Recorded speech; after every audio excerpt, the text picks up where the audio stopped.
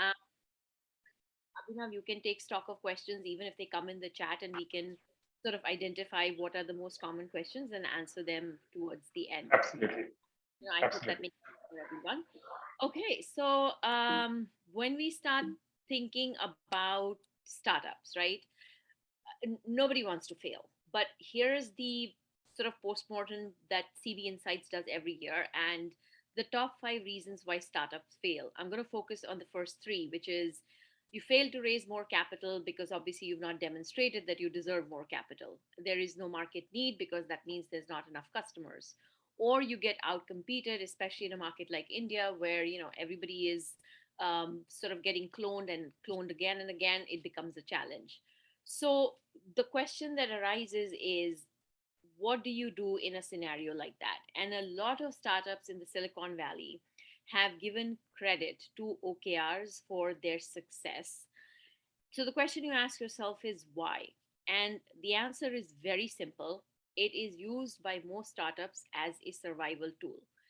The survival of the fittest requires two things. One, speed to market, which is you want to be pivoting and iterating as quickly as possible on your strategic priorities. And the second is you grow faster than the cash dries out, which is either your revenue or your funding, and you grow faster than your competitors. So that's been the number one reason a lot of startups have adopted OKRs. And then the natural question is, well, what's the big hype about it, right? What's really OKRs comes down to. Now, those who have read John Doerr's book Measure What Matters might have some context on what the history is, but for those who don't, Andy Grove, who was the VP of Intel at the time he introduced OKRs and then became the CEO down the road, is typically called the father of OKRs. And John Doerr actually worked for Andy Grove and learned about OKRs over there. For those who are on the younger side, believe it or not, at the time that Intel was trying to build microprocessors for our computers, Motorola was also trying to do the same thing. And Andy Grove very quickly realized that there's a competitor approaching upon what is their core expertise and decided that they needed a very simple framework to communicate across the organization what needed to be done. So the first objective, as we know it, had a very simple language. It said Operation Crush. Super easy for everyone to understand. There were three key results to it, shared very quickly across the organization, and we all know history.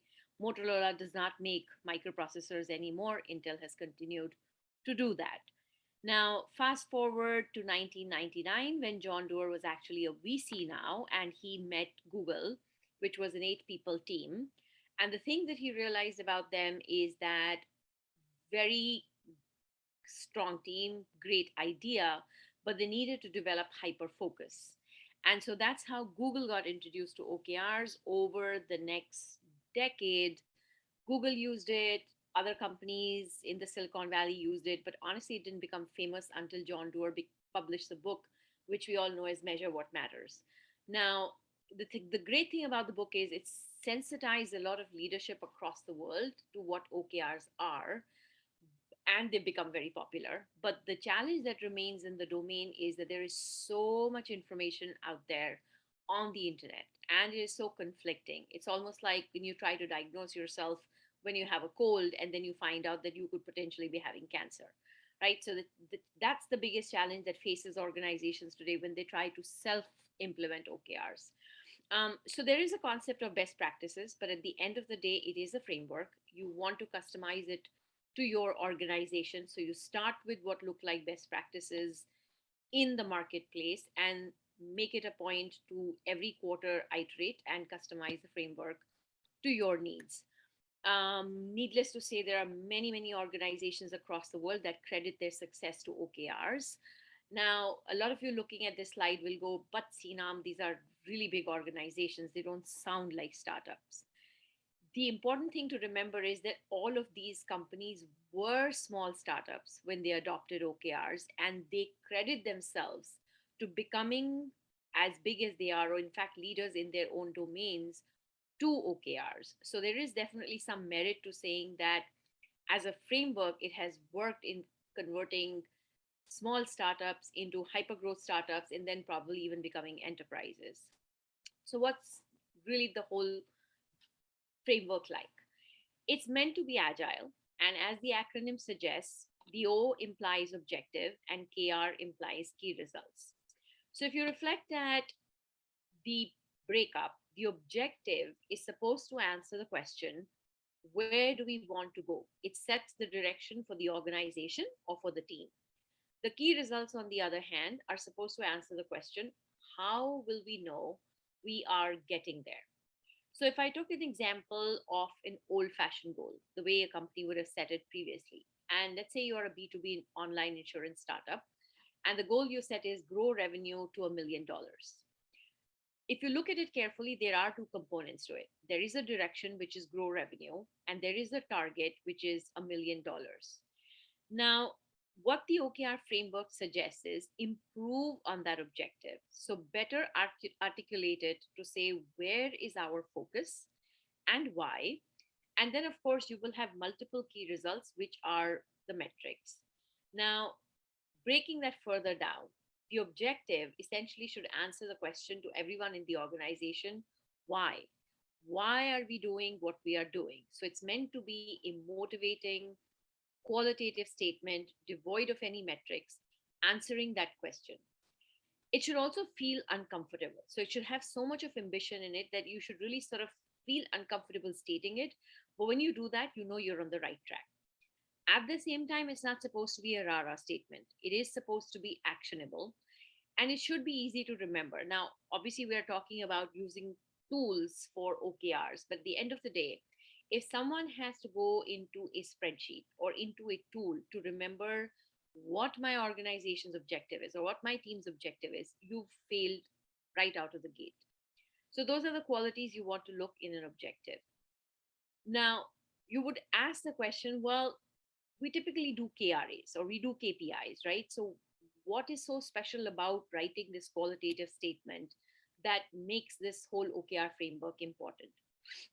Now, statistically, it has been established that when you put out a bunch of metrics as an organization, whether you do it as part of your strategy note at the end of at the beginning of the year, or you do it as a part of town hall, the reality is even between the leadership to the next level, there is dilution of understanding of strategic priorities. So, this is a study that was done by MIT Sloan, and look at the staggering numbers. Between the CEO and the next level, the loss of understanding is 49%. And as you go through levels in an organization, by the time you get to frontline, even if you have 4 levels, only 13% people understand what the organization's strategic priorities are. I think I read somewhere something similar, even in product domain, that by the time a PRD or a product document exchanges hands 5 times, only 6% of understanding reaches the last person in the line. So the important thing is that words matter, and the words in the objective should successfully articulate to people what is it that we are trying to accomplish. On the other hand, there is a cultural aspect of it too. There is established data that companies that clearly define and communicate to the employees how they create value end up with far more motivated employees, people who are passionate about their work, and in reality, they actually deliver more growth and profits than the industry average. So that's the whole argument for saying, look, there shouldn't be just a bunch of numbers, but there should be a well stated objective that cohesively brings the key results together. Having said that, I have seen sometimes people add a number to the objective itself. So the objective would read something like increase revenue 20%. I mean, not to mention increased revenue is a bad objective. But here's the problem that happens with adding that 20% or any other number to the objective. It's a very commonly known problem called surrogation. So to teams, what it tells is that's the only metric that matters. So everything else that we are measuring takes secondary importance and everybody gets fixated on that. It's almost like the North Star metric. While that framework has worked for a little period of time, a lot of companies have come to realize that it is very singular in its dimension and actually makes people lose focus on other equally important numbers. The second challenge is even worse. There are teams that will look at it and go, hey, I'm not in sales, I'm not in marketing. So OKRs really mean nothing for us, right? So when you start thinking about teams like HR or legal or finance, if they look at that framework, they'll say, we just go about our day to day work. This has nothing to do with us. So it's really important to avoid falling into the trap of adding a number to the objective. Having said that, the opposite is also bad. To make a statement, which is, like I said, a RARA statement, build customer value, people are going to question and say, hold on a second, what were we doing before this? Because the whole purpose of any business to exist is to create impact. And if impact is not customer value, then what else is it? So it's really important to give yourself that time to think about where is our focus and why now. And a good practice also is, especially when you're a hyperscaling startup, it's all about grow, grow, grow, grow, grow. But it's equally important to balance grow and run, because if you try to grow, but the delivery side of the business cannot scale up as fast as the growth side of the business, the growth will fall flat. So in the example that I have over here, let's say I'm a e-commerce platform. My objective is on the growth side to say maximize our growth by optimizing the omni-channel experience. And I have three key results around monthly active users, repurchase rate, average order value. Now, you might look at it and say, look, that looks fine to me. I don't see what else do I need. But then you think about what needs to happen better on the run side of the business to sustain or build that growth. And there emerges the second objective, which is work towards self sustaining growth through operational excellence. And now I'm beginning to think about reducing my burn. I'm thinking about reducing my employee churn. I'm thinking about improving my customer satisfaction. And you look at this is a complete story that is relatable to every single employee in the organization. And it paints a complete picture to every single person as to where the organization is headed. So, important characteristic to keep in mind. Now, to that objective, which is well articulated, ambitious, says where is our focus now and why, we need the yang to it, which is our key results, as how do we know we're getting there? These are hard numbers or metrics which tell us that we are successfully getting there. Now, if the objective is ambitious, common sense says that the key results also need to have stretch. But the key results need to be quantifiable, meaning these are outcomes that tell us that we are moving from X to Y. And in order to be able to do that, we need to have an objective data source that tells us. So it's not like I come to an OKR check-in meeting and somebody asks me, hey, Sienam, how is this going? And I go, I kind of think we're 50% done. That doesn't fly. We build accountability by actually going to a source like Salesforce or HubSpot or Lead Squared and say, well, my data source tells me we are at 30% progress. And that's when we know we've written a good key result. And one of the challenges I find very interesting is when startups start with OKRs, they want to write a number that they want to get to. But you also need to know the number that you're starting from. So back to what I originally said, it's increase or decrease from X to Y. So at any point of time, you should know your baseline start point, and then you should build to where you want to go to. The third piece of OKRs, which I think a lot of organizations miss when they're writing key results, is unlike the North Star framework, this is supposed to be your multiple North Star framework, meaning a good set of OKRs will have a high quality O with key results that optimize at least three core levers of success. So again, if I'm an e-commerce company, I need to think about my breadth, my depth, my frequency, and my efficiency. So example of breadth would be how many users. Example of depth is how often. Example of frequency is how many orders per month per user. And efficiency is how many times are we delivering the items on time. So when you balance that whole picture with all of these metrics, you're probably going to land at a good set of OKRs. Now, how do we ensure that we have written a high quality KR that is quantitative and objectively measurable? It's a very simple formula. You have to answer 6 questions. The first question you have to answer is, what change is being measured? And if I know what change I'm measuring, then I need to know what my start value is. And I need to know my target value. Where am I getting to? Another important component is, how frequently can I measure it?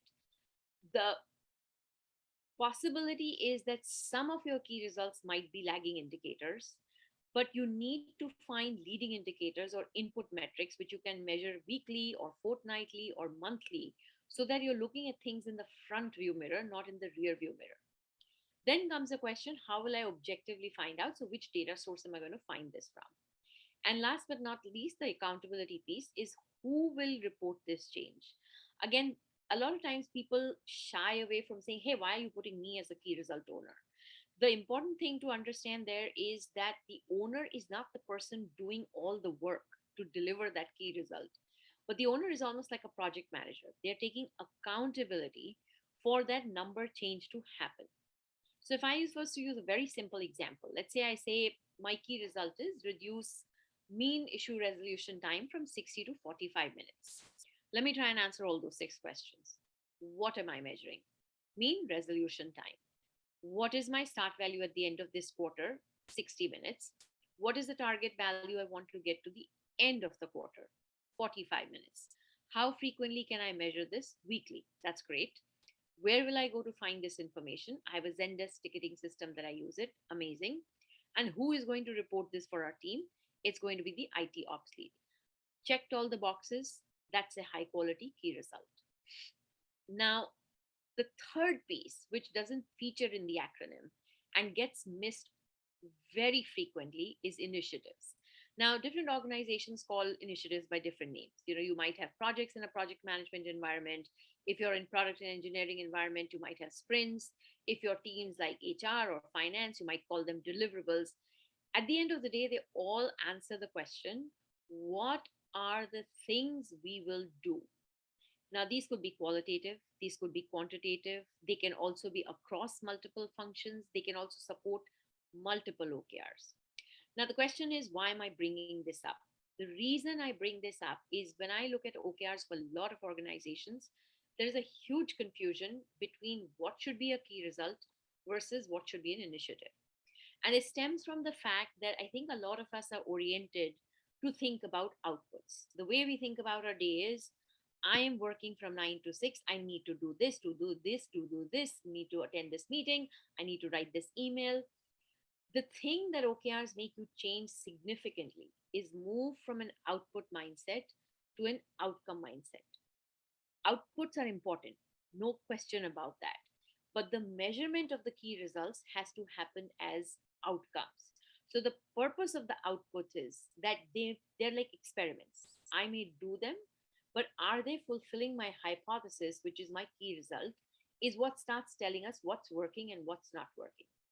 So a very simple example. Let's say I'm in product team and our objective is, we prove ourselves as a full stack, easiest to use platform for enterprises. And the key result is enterprise onboarding CSAT is 4.5 or higher than that. Then I write something like, I need to do a bulk upload feature with built-in error checks. By default, this is a key result. This is not a key result. This is an initiative because this is a to-do. How do I give myself this litmus test? So when I'm sitting down with my team and I have 3 hours and we need to write our OKRs, fairly simple. To the initiative, pose the question, if this happens, do I achieve my objective? So then the question is, if I build this feature, do I prove myself an easy to use stack for enterprises? And the answer is mixed. Maybe, maybe not. We don't know that yet. But if I pose the same question to my key result and I say, if enterprises give me a CSAT of 4.5 or higher, am I proving myself to be easy to use platform? The answer is more clear. Yes, absolutely. They're loving us. That means it's working. And that's how you know whether you are writing an outcome as a key result or you are writing actually an initiative or an output as a key result. The other important thing that I find people getting very bogged down with is when you start building this framework. So you say, I've got my O, I've got my KRs, and yes, I want to sort of design my initiatives very quickly. Should I be bringing them all together into one tool? No, you cannot possibly do that because each team is comfortable with the set of tools that they have been using. And by introducing OKRs, you don't want to create this huge change management where people are trying to bring their day to day work somewhere else. So if product team used to do the work in Jira, they continue doing it. If your marketing team was using Lead Squared or HubSpot or Pardo, they keep doing that. If your sales team was using Salesforce, they keep doing that.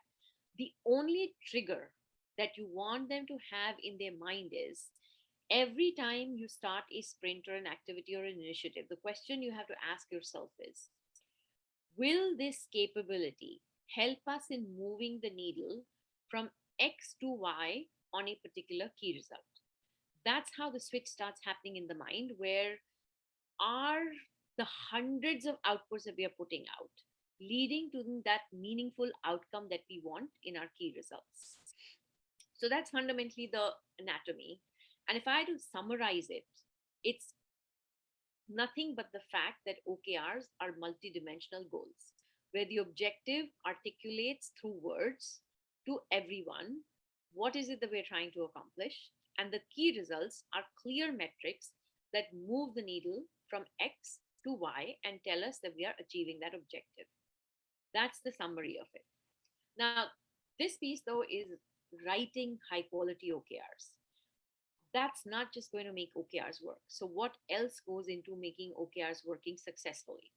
Now, one of the things that we say, especially people who are in the tech world, very familiar with, garbage in, garbage out, right? You can write an amazing set of OKRs, but if you don't have a great strategy to back it, there is no value to writing OKRs. So, the starting point for any organization at any cycle when you start to write OKRs is to break the process down from what your vision is to the strategies, to the strategic components for that quarter, and then arriving at the objective. So, again, using my previous example, if I say my vision as an organization is that I want to become a leader in B2B healthcare, and this year, we say to ourselves what our strategies in our marketplace is going to be. We're going to be the lowest price, but we're going to offer the highest customer experience. Then we break that down into what strategic components are we going to chase this quarter.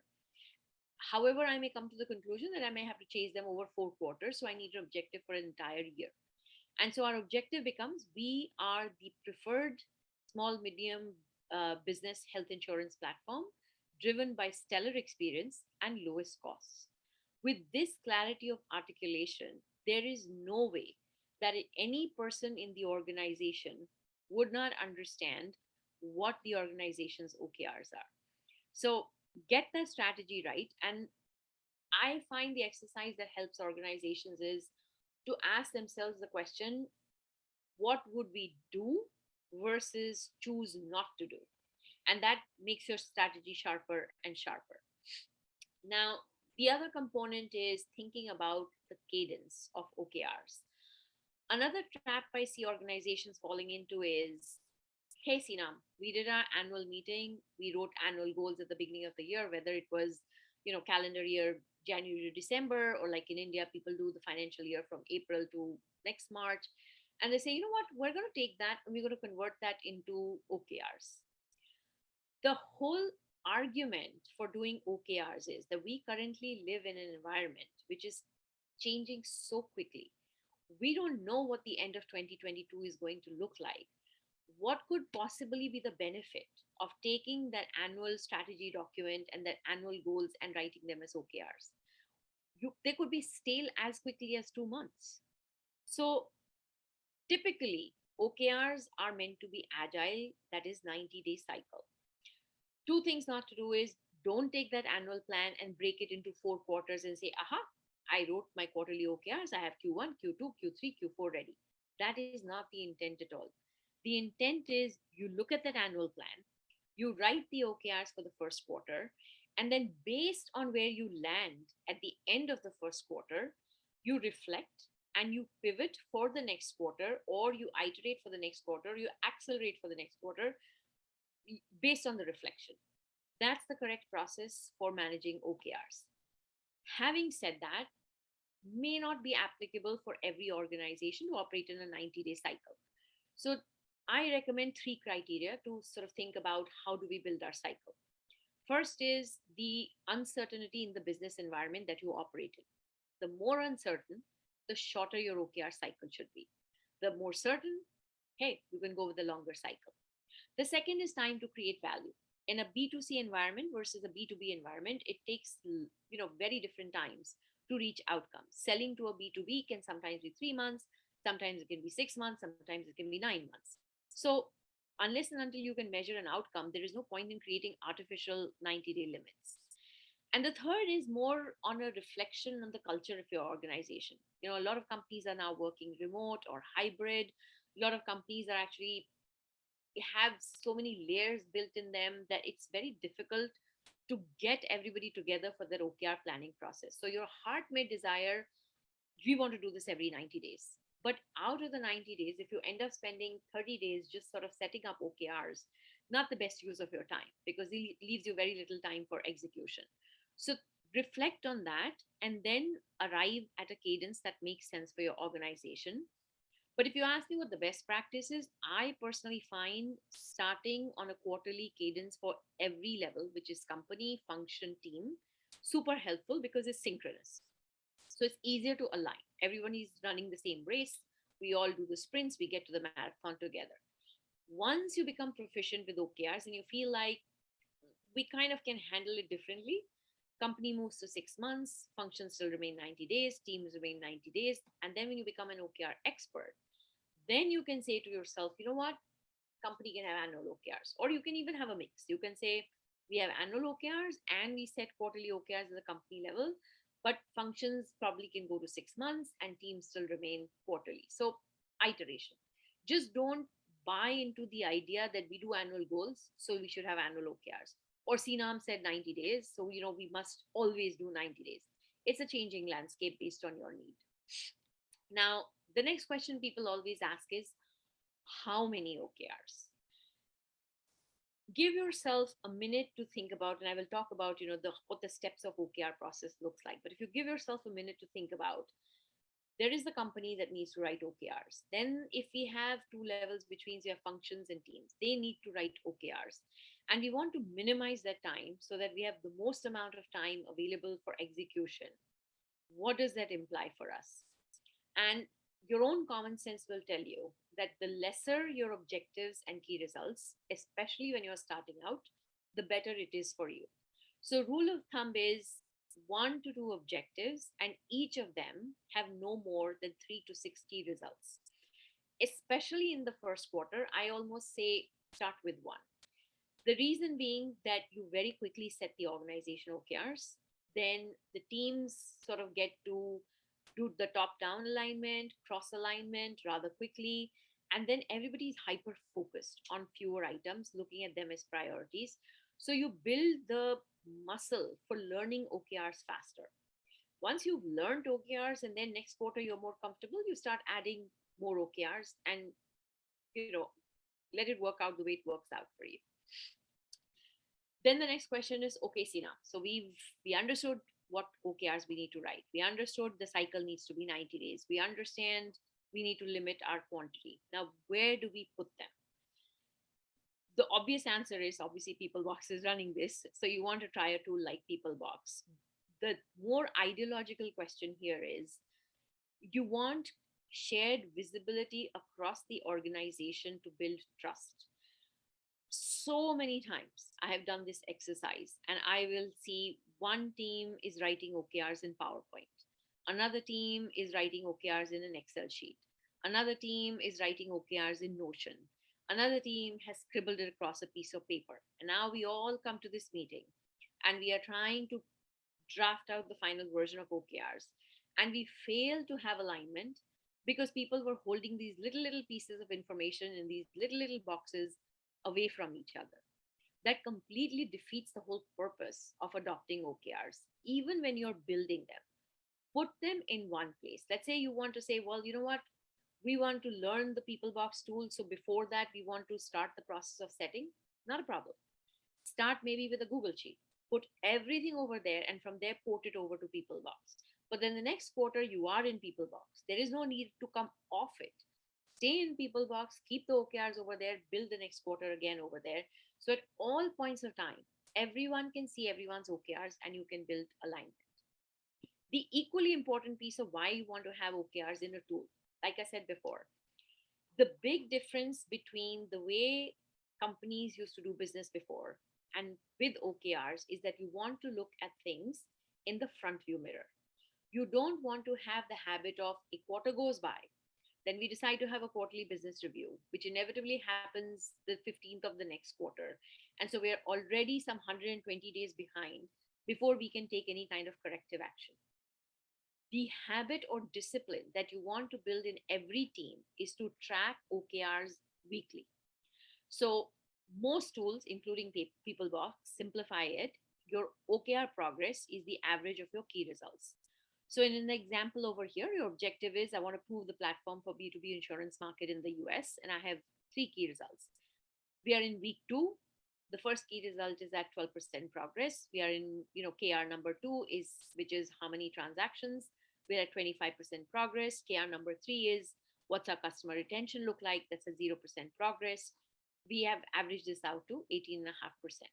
So now when you have a meeting, you have a real sense of what is at risk, what is behind plan, what is above plan, and do you need to take actions in your initiatives? Or again, remember, I said they're experiments. Do you need to change your experiments to move the needle faster on the scale of 0 to 100%?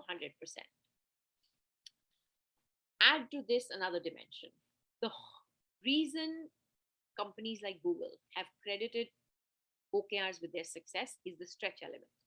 The thinking behind OKRs is that they are moonshot, meaning if we aim to land on the moon, at least we will land among the stars. So the sweet spot for the achievement of OKRs is 70%. If you're lower, meaning you're at 25-30%, that means there isn't enough focus on that particular OKR and we're not achieving enough of what it could be. If we're hitting 130%, that actually means we were not aspirational enough. We were playing it too safe.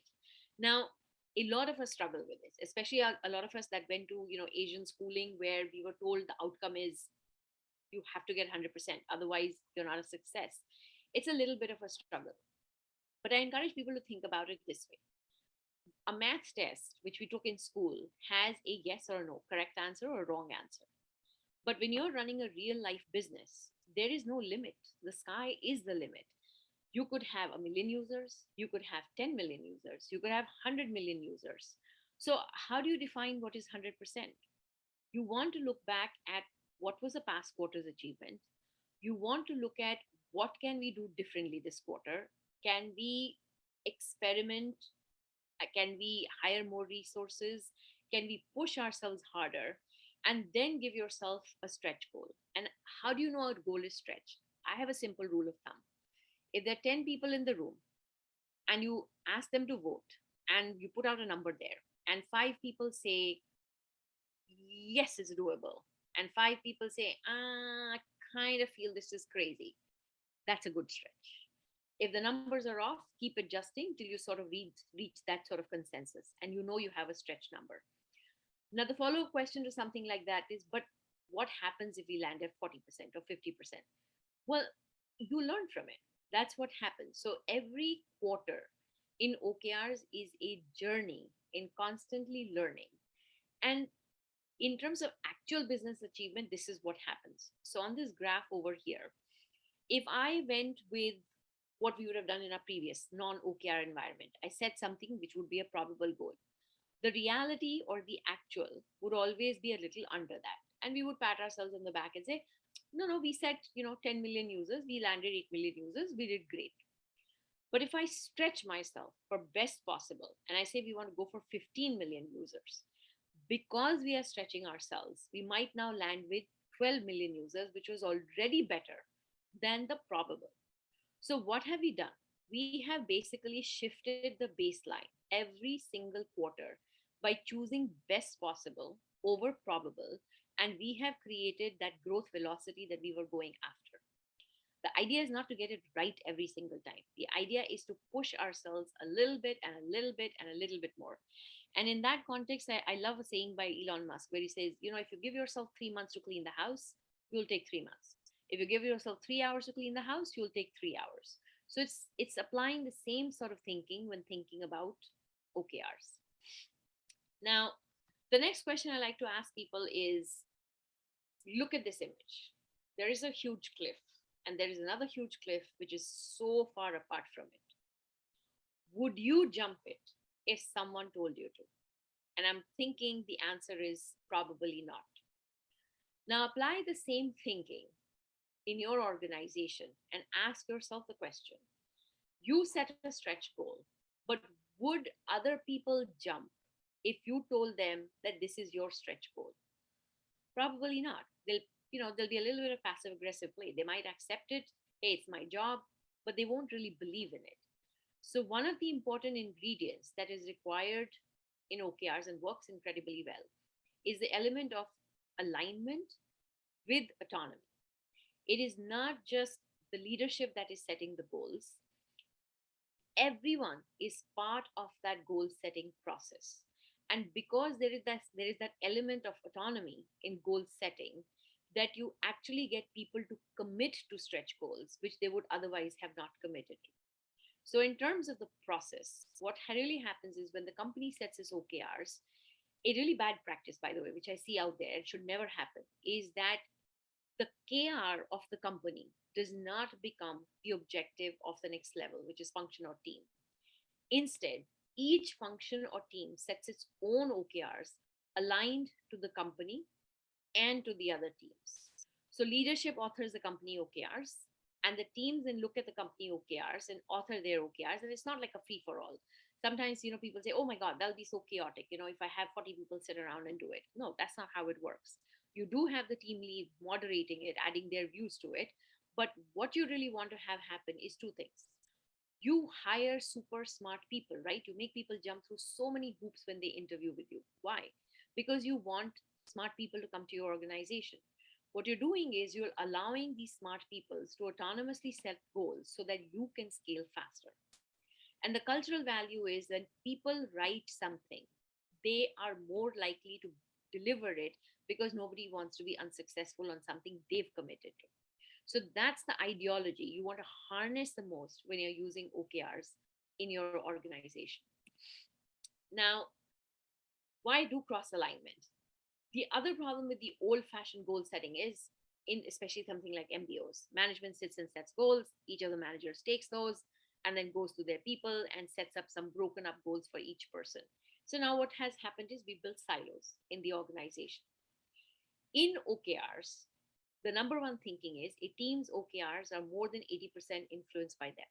But there is that 20% component where they have dependencies on other teams. So it's super important that as part of that exercise, you cross align with the other teams that you have dependencies on. So the total process is OKR set, then the down aligns to the top, then you align across team, and then the top looks at it again and make sure there's alignment all the way across. Simple example. I've just put a stupid simple example for the sake of understanding. Is company has, it's a beverage company. It wants to grow. Its total ARR desired is 50 million. Sales and customer service success set up their own OKRs. All three have to look. I know it sounds like very simple math to say, hey, 40 million coming from sales, 10 million coming from customer success, but I cannot tell you how many times this alignment does not happen. Then there's indirect alignment. When sales is setting their OKRs, they have to be curious. What is marketing doing, especially in the performance marketing space? What we need from them is that alignment reflected in their OKRs. So when that exercise is completed, the CEO looks at all the OKRs, challenges some of the OKRs. Maybe some teams have to realign themselves, and finally he or she signs off on it. And then you are ready, set, go to deliver on your OKRs. So just putting out an example, I can't put all the teams obviously because our organizations are very complex, but this is an OTT app. There is a company objective. There is 4 key results to it. And then there are 3 functions under it. Product and design do shared OKRs. Engineering does its own OKRs. And then you have marketing doing its own OKRs. And if you look at it, it's basically input metrics at the functional level that align with the organization's OKRs So your exercise is, once you have all of this in people box, to take one good look and say, we are all aligned, rock and roll. That's what the OKR process looks like. Now, biggest confusion out there, because the word goals is so commonly used with OKRs, especially in the literature online. OKRs are not for individual performance management. They are company goals and they are team goals. The purpose of OKRs is to create a culture of we, not me. When you are trying to assess an individual, again, if you are in any way connected to HR or talent development, think for yourself. You are going to want to have OKRs perhaps as a data context for thinking about the quality, quantity, and timelines of what people are working on. But you also want to take into account business as usual activities. So, for instance, I am in finance. My day to day activity is processing payroll. My day to day activity is paying vendors. But then I may have an OKR which is around getting a regulatory license. You don't want to assess me just on that regulatory license. You also want to know how well am I doing on my job and paying the vendors and paying the salaries on time. You also want to know whether I'm building competencies. You also want to know whether I'm demonstrating the company's core values.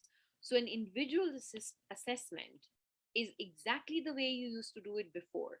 Just because you added OKRs, don't feel compelled that we need to create individual OKRs and assess people only on that, because it is a very limited view or sliver of an individual's performance. Um, Not to mention the fact that this whole conversation that we just had about OKRs being stretched, if you went out and told everybody in your organization, oh, by the way, OKRs are going to be tied to our compensation, nobody is foolish. They are going to sandbag the OKRs because nobody wants to look like a failure. And you are back to the same old problem of politics, bureaucracy, things moving slow, everything that you tried to avoid by implementing OKRs. So, to summarize, OKRs are aspirational, they should always be transparent. You want to have top down alignment, you also want to have cross alignment. If you decide to use OKRs as context for individual performance, it's only a small percentage of it, so there's a loose link. They should be agile, ideally 90 days. And most importantly, the goal is to build hyper focus in the organization on things that we should really prioritize on. Now, we've got the OKR writing down. We've got the alignment down. We've got the part about putting them in a tool. We've got the part about measuring them. 8 out of 10 companies still fail at OKRs in their first quarter. And very quickly they realize that just like anything else in life, the key to it is discipline. You have to want to measure the progress every week. You have to anchor your weekly team meetings. You have to anchor your monthly town halls in OKRs in order to embed them in the operational rhythm of the organization. Oftentimes, I have people telling me, we have so many meetings. Now you're telling me I need to have OKRs as part of my meeting. And the question I always have to people is, what are your meetings about? And they'll say, well, it's about work we do. Then the follow up question is, well, what does the work you do amount to? Well, it amounts to reaching our goals. So then, wouldn't you want to have those goals in front of you before you start discussing the tactical stuff? So, building that discipline is the fundamental requirement towards OKRs. Now, one common mistake that happens in organizations that sort of get this done is confusing KPIs with OKRs. In very simple terms, KPIs are health metrics or heartbeat metrics in a company and in a function. These are things that keep our lights on. They are also important to be measured, but they might have their own cadence. So you might be measuring some KPIs on a daily basis, some on a weekly basis, some on a monthly basis, some on an annual basis. If I was to use an example, think about it like your body. We go to the doctor twice a year. We give our blood, we get tested on 30 different things, right? They'll come back to us with our cholesterol, our vitamin level, our glucose level, our, different thyroid status, etc. Now, of all those things, everything turns out to be okay, but turns out that your cholesterol, your bad cholesterol is high. Now that bad cholesterol KPI becomes a KR for you. So you're going to tell yourself, I want to reduce from 210 to 180 on my bad cholesterol. And that's a KR for you. But everything else still remains a KPI. You'll just measure it again after 6 months. So KRs are metrics that tell us that we have achieved success of the objective. These are indicators that need hyper focus.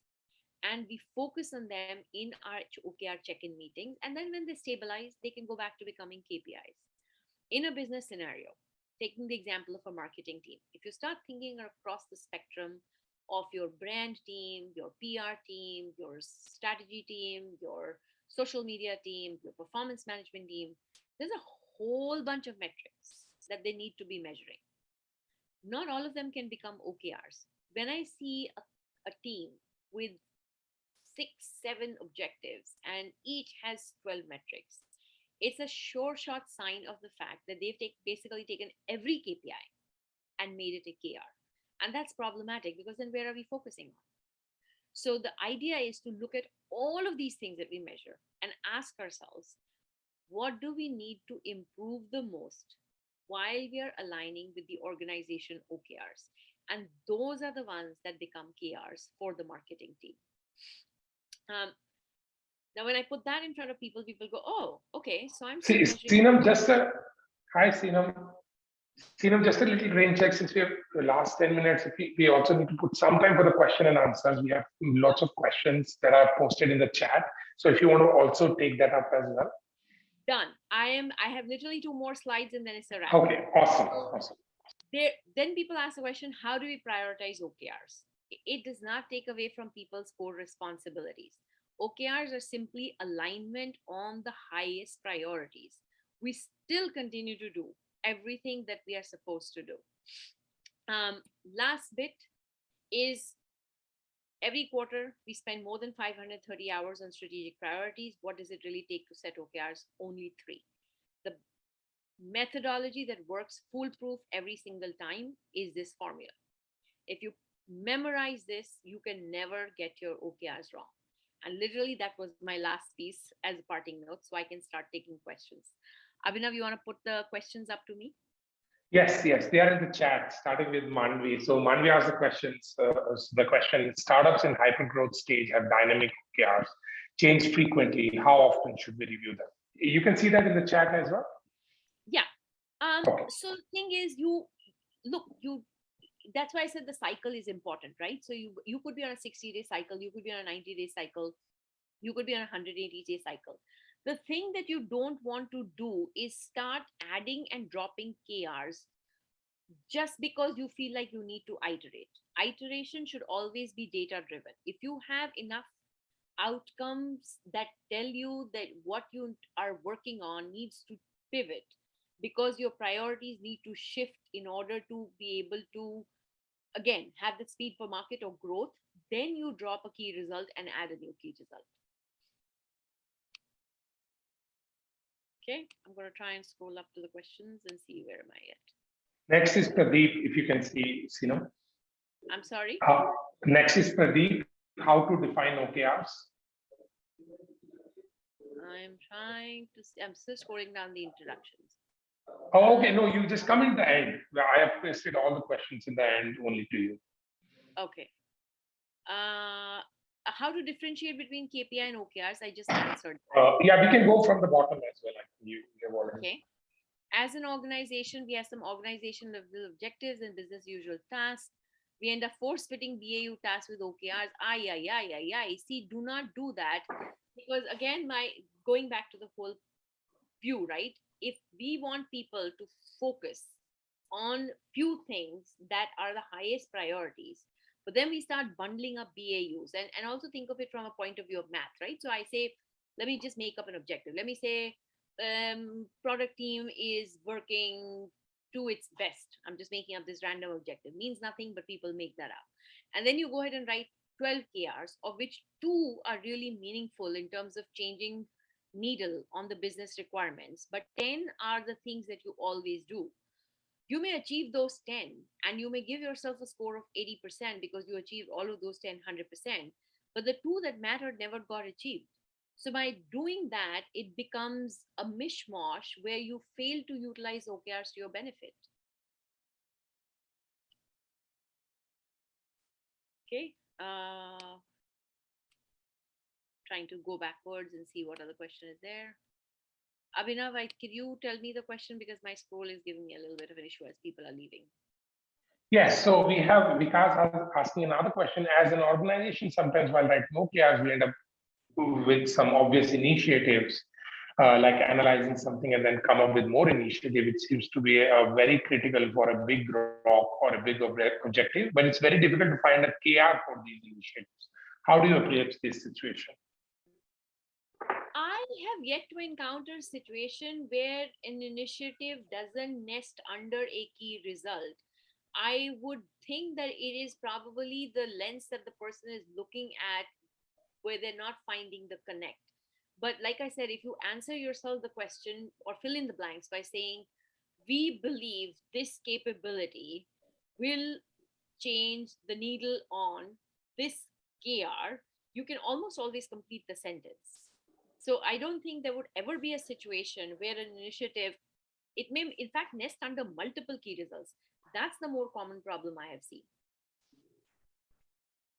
Got it. Another question is from Tanya. She says that even as mature OKR organization, how can company OKRs stay the same when the external context could change or business opportunities present themselves within the year?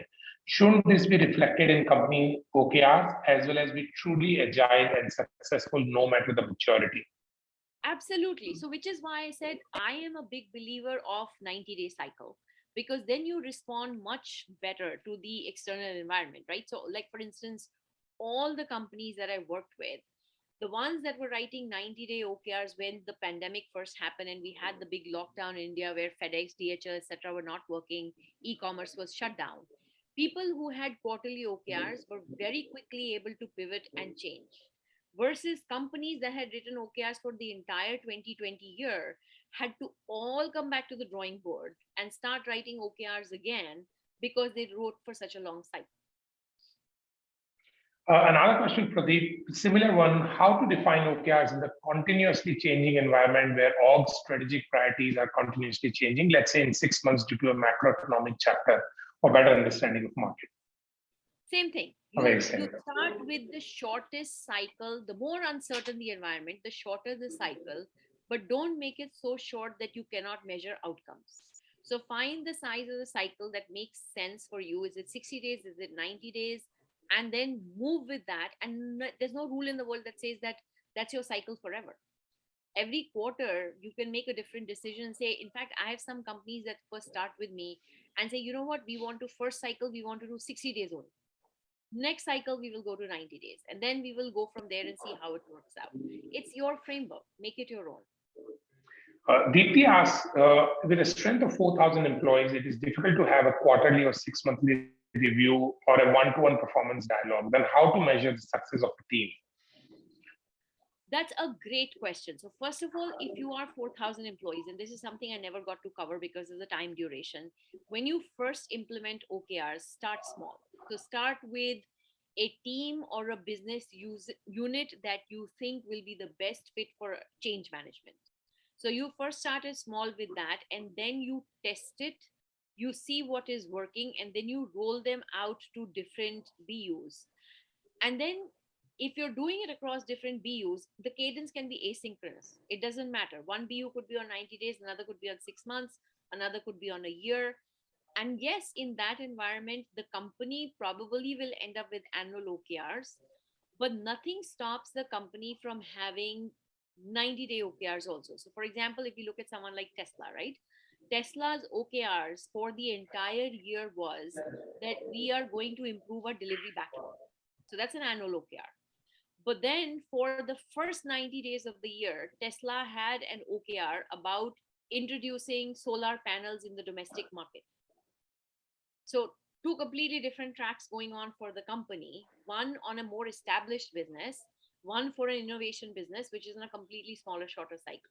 So you have to figure out the rhythm based on what makes sense for you. Akash asks, many a times the more effective objective surfaces once we have started working on the initially defined objective. How to suit the key result to this new change? Okay. Yes, that does happen. Sometimes people slap 6 words together and write an objective. And then when they start working, they realize that the objective could be better articulated. So they go ahead and change the objective. But the key results, like I said, if you feel like they were bad because they were lagging indicators or they were not measurable or they were not articulated well, by all means, go ahead and change them. But if there are key results that you need to add because the objective is better articulated, don't drop the original ones, add the new ones, because at the end of the quarter, you want to be able to reflect on the original KRs also and say why they did not work. Pavitra asks that many firms strive to implement performance management systems. How do we know whether OKRs are the right framework for driving transformation and success of the firm? You would not know it until 3 quarters. So that's a great question too. What I usually recommend in organizations is have OKRs for OKRs. So for instance, there's one organization that just started with OKRs last cycle. And I gave them a very simple set of OKRs for OKRs. And I said, first KR is that you have the OKR discipline in place in the organization. So by the 15th, you have OKRs written. By the next 15th, people have started measuring. By the final 15th, every KR has some sort of progress. So that was the first KR. The second KR is monthly pulse surveys indicate that employees are beginning to understand OKRs better. And then the third KR in that framework was that 100% of the employees have indicated that they understand how their day-to-day work correlates to OKRs. This is just an example, right? When you give yourself OKRs for OKRs and you start measuring the efficacy of the program itself, you start getting feedback from the company whether OKRs are working or not. And if they're not working, then you fix your OKRs for OKRs the next quarter. But in a real environment, it takes at least 3 quarters for you to really start to see the benefits of OKR as a transformation tool. Vikas asked a follow-up question, actually, as two. In early days of OKR adoption, how do we stay away from the chaos of bunching all ongoing initiatives that have some approximate linkage to KRs? And then a second one I'll probably ask. Yeah, so look, this is very, very common, right? I have seen mixed bunches of OKRs across organizations. I've seen scenarios where initiatives are written as key results. I've seen scenarios where people do not write initiatives at all and write very lofty key results. It's okay. As long as we can all remember, it is an iterative journey. You do the best that you can. Do not let perfect become the enemy of good. You go with your first set of OKRs, and it's almost one of those things where we have to go through the 90 days, reflect on what worked well, what could get better, that we can improve it the next quarter. You cannot stop yourself for a whole month to say, I want to clean up everything and make it super perfect before we start executing on OKRs. The follow-up question that Vikas asked is, sometimes important initiatives don't have a highly correlated key result, like your example of bulk upload feature resulting in a high CSAT. Here, CSAT might be an outcome of some another initiative. How do we take care of this blind spot? So again, it's the same thing, right? It's an experiment. You may believe that this feature will work. I may believe this feature will not work, and we have to debate it out. And the thing is, we're not going to be able to measure the results. So we will do it. We'll have a 2 week sprint. We'll only be able to measure the result after 2 weeks. Now, could it have been an effect of this feature, or could it have been an effect of something else that happened? There is no 100% foolproof way of knowing it. The only way to think about it is my KR is my hypothesis. My initiatives are my 6 experiments. I will measure at each experiment 2 weeks after I roll it out to know whether it worked or it didn't work. And maybe it doesn't work immediately, maybe it works after also. But the idea is not to invest your time in getting sidetracked or building a waterfall product roadmap and executing on it without seeing the implication on the key results. Fatima asked, in our organization, we want to work on a performance review model and create some healthy competition. Is OKRs the right way to go? Excellent question. No, don't do that. And I'll tell you why. I'm assuming you're not talking in individual context, you're talking in team context. In reality, what happens is customer facing teams or business teams end up having more OKRs. Delivery teams end up having less OKRs. So, simple example between, again, let's say compliance, legal slash product. Product would end up having three objectives, each with six key results. Legal could end up having only one objective, three key results. If you try to create a sense of competition using OKRs, legal is going to freak out and say, oh my God, how does product have three set of OKRs and we have only one? Let's add more. What will they do is, in response to let's add more, they will add DAU as OKRs to make it look more meaty. And now you've lost level. You tell people, hey, start writing individual OKRs. First of all, the administrative burden of individual OKRs is immense. People will spend more time thinking about me writing my OKRs. And there's a classic example. In fact, I posted about it on LinkedIn 2 days back. This is exactly what happened at YouTube. Marissa Mayers used OKRs to create competition across employees because she needed to fire X number of employees. That made all the employees insecure in the organization, to the point that people started quitting, people started politicking, and people stopped collaborating. Everybody said, me, less we. And it created a whole bunch of problems for her.